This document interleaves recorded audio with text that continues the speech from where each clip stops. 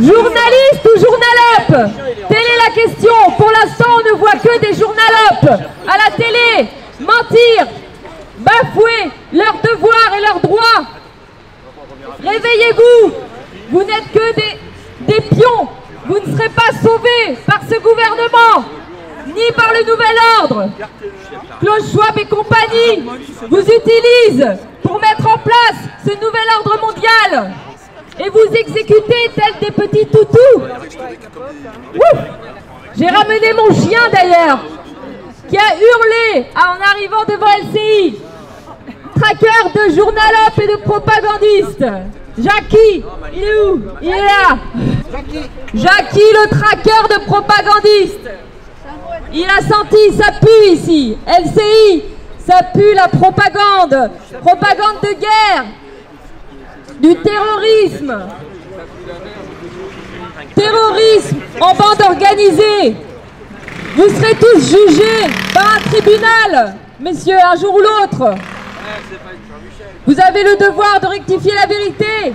Vérité sur les pseudo-vaccins. Vérité sur les soignants suspendus, dont je fais partie. Suspendus depuis 1 an et demi. Sans salaire. C'est dégueulasse. Sans aucun droit. C'est pire que du fascisme. Vous acceptez l'inacceptable et vous y participez. J'ai ramené la charte de Munich, je ne sais pas si un jour quelqu'un ça l'interpelle. La charte de Munich, c'est votre code de déontologie.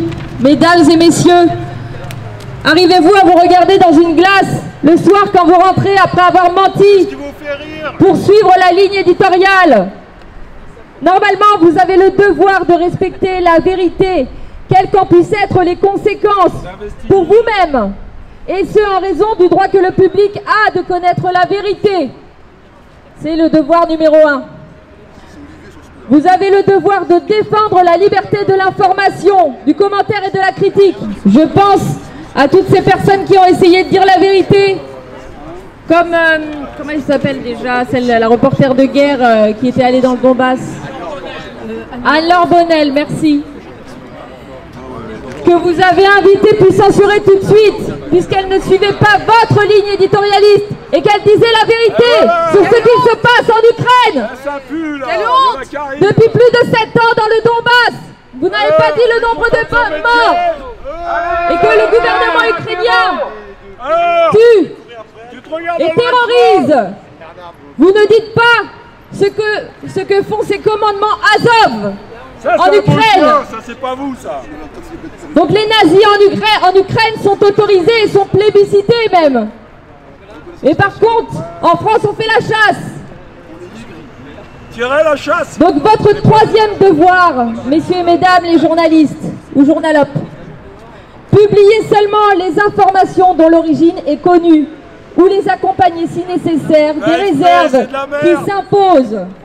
Ne pas supprimer les informations essentielles et ne pas altérer les textes et les documents.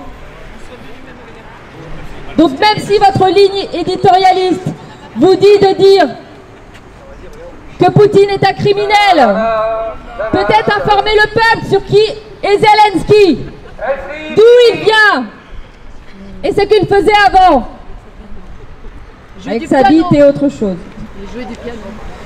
Le quatrième devoir, mesdames et messieurs, il y en a 10, c'est pas grand chose quand même. C'est un minimum.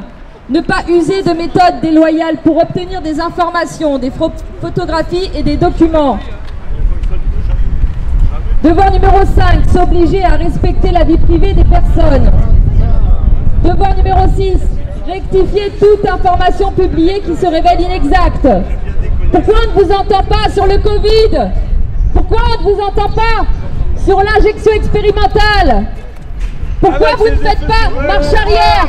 Même si l'ANSM et tous les pays ont réintégré les suspendus et tous les pays ont fait marche arrière sur la pseudo-efficacité de cette injection expérimentale et qu'ils ont reconnu les effets secondaires graves, on ne voit rien sur LCI. Vous êtes complices de crimes contre l'humanité et je pèse mes mots. Vous êtes des collabos. Donc vous auriez dû rectifier toute information inexacte. Même un an après, même 2 ans après, il n'est pas trop tard.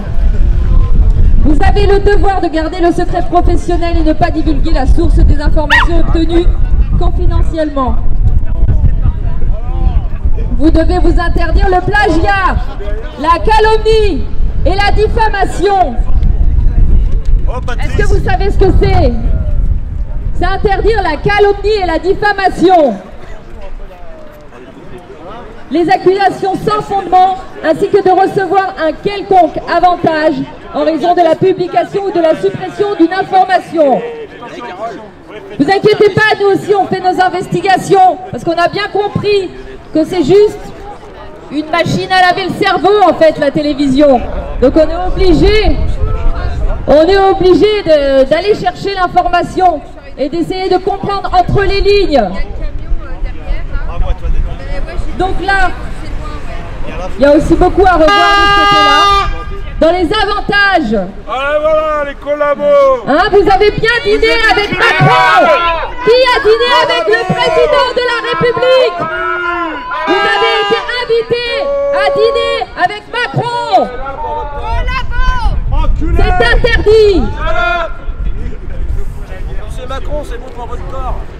Devoir numéro 9, ne jamais confondre le métier de journaliste avec celui de publicitaire ou de propagandiste. Ce qu'on a vu depuis 2 ans, vous avez été les publicitaires de Big Pharma, de Pfizer, de Moderna, d'AstraZeneca, alors que c'était une AMM conditionnelle. Vous avez menti sur l'hydroxychloroquine, vous n'avez pas fait marche arrière. Vous avez menti sur l'ivermectine, vous n'avez pas fait marche arrière. Honte à vous! Vous avez fait croire au peuple, aux soignants, que nous étions des criminels, alors que nous avons juste respecté le consentement libre et éclairé de nos patients et le nôtre. Donc ne jamais confondre le métier de journaliste et de propagandiste ou de publicitaire. Est-ce que ça rentrerait dans votre tête? Vous avez été à l'école de journaliste? On se pose vraiment la question. À quoi sert l'école de journalisme? À part savoir lire, écrire et répéter gentiment comme un bon toutou ce qu'on vous dit, ce que le gouvernement vous dit. Vous êtes juste les chiens de garde de l'oligarchie. Vous pouvez donner la patte, aboyer ou donner votre cul, mais le peuple ne se soumet pas. Et c'est ça. Vous êtes les propagandistes de l'oligarchie mondialiste. Donc,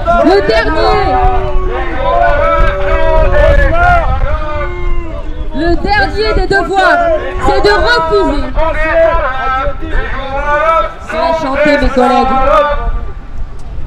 On est d'accord.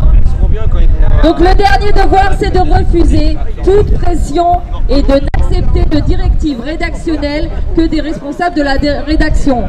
Après, on sait très bien qui sont les responsables de la rédaction. Mais en tout cas, vous devriez refuser toute pression. Moi, je pense qu'à un moment donné, il faut réaliser que vous avez vraiment du sang sur les mains. Et que vous faites croire au peuple que c'est toujours nous, notre faute. Nous culpabiliser, nous terroriser. Dites un petit peu ce que va faire Macron avec l'eau. Il a vendu l'eau à qui, Macron, en échange d'hydrocarbures? Est-ce que ça, vous en parlez sur LCI? Regarde-toi dans le rétro. Macron a vendu notre eau en échange d'hydrocarbures.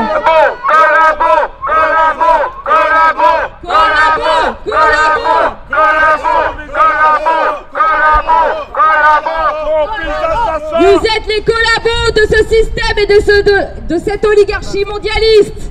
Est-ce qu'un journaliste intègre veut bien descendre? Nous ne sommes pas violents, nous ne sommes pas des gueux, des sauvages, nous sommes juste le peuple, des êtres humains. Moi je suis une soignante, j'ai été suspendue. Pour rien. Dans un manque de respect total, une inconsidération. Vous méritez qu'on vous jette de la merde. Moi j'ai aimé les cacatoves que j'ai vus dans les vidéos. Vos bâtiments devraient en être recouverts. C'est de la merde, on continue. Ça en a la couleur. Donc voilà, je laisse la parole à mes camarades. On est là tous les premiers samedis du mois. Et on vous lâchera pas. Jusqu'au bout. Jusqu'à ce que vous soyez jugés. Parce que vous êtes complices de crimes.